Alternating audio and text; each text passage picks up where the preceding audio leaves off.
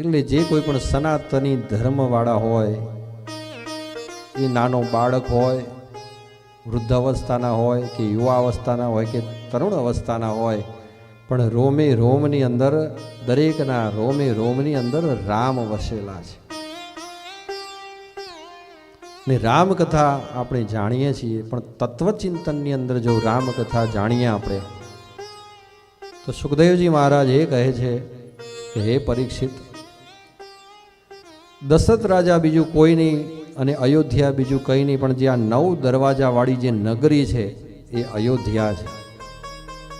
આ શરીરની અંદર 9 છિદ્રો આવેલા છે, અને દશરથ રાજાની જે અયોધ્યા હતી એને 9 દ્વાર હતા. તો 9 દ્વારવાળી જે આ શરીર આપ્યું છે ભગવાને, એ બીજું કોઈ નહીં પણ એ અયોધ્યા છે.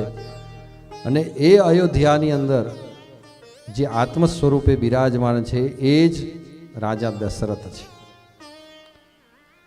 અને દશરથ રાજાની 3 રાણીઓ હોય છે, કૌશલ્યા, સુમિત્રા અને કૈકેયી.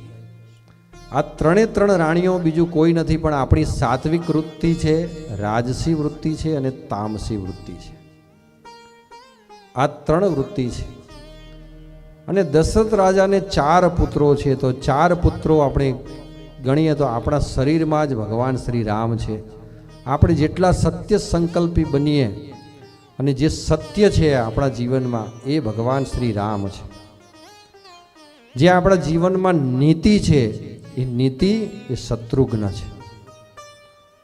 આપણા જીવનમાં જે ધર્મ પ્રવૃત્ત છે એ જ ભરતજી છે. અને જે આપણા જીવનમાં સદાચાર છે એ સદાચાર જ લક્ષ્મણજી છે. અને આપણા શરીરની અંદર રહેલો અહંકાર એ રાવણ છે. અને અહંકારની સામે સત્યની લડાઈ હંમેશા ચાલતી રહે છે. અને સત્ય અને અહંકારની જે લડાઈ આપણા મનની અંદર જ થઈ રહી છે એ રામ રાવણનું યુદ્ધ છે. અને જ્યારે અસત્ય અહંકાર ઉપર વિજય મેળવી સત્ય તરફ આપણે આગળ વધીએ, ત્યારે ભગવાન શ્રી રામ દરેક જીવાત્માને પ્રાપ્ત થઈ જાય છે. અને આપણું મન છે, જેમ ભગવાન શ્રી રામનું દરેક કાર્ય હનુમાનજીએ કર્યું છે, એવી રીતે આપણું મન જે છે, મનને જો આપણે હનુમાનજીની જેમ ભક્તિની અંદર પ્રવૃત્ત કરી દઈએ અને હનુમાનજીની જેમ સેવામાં, ભગવાનની સેવામાં મનને લગાવી દઈએ, તો મન એ હનુમાનજી છે. એટલે એ રીતે આખું રામાયણ જે છે એ આપણા શરીરમાં જ છે. કે શરીર તત્વને જો ઓળખી લઈએ તો આપણે રામ આપણાથી દૂર નથી.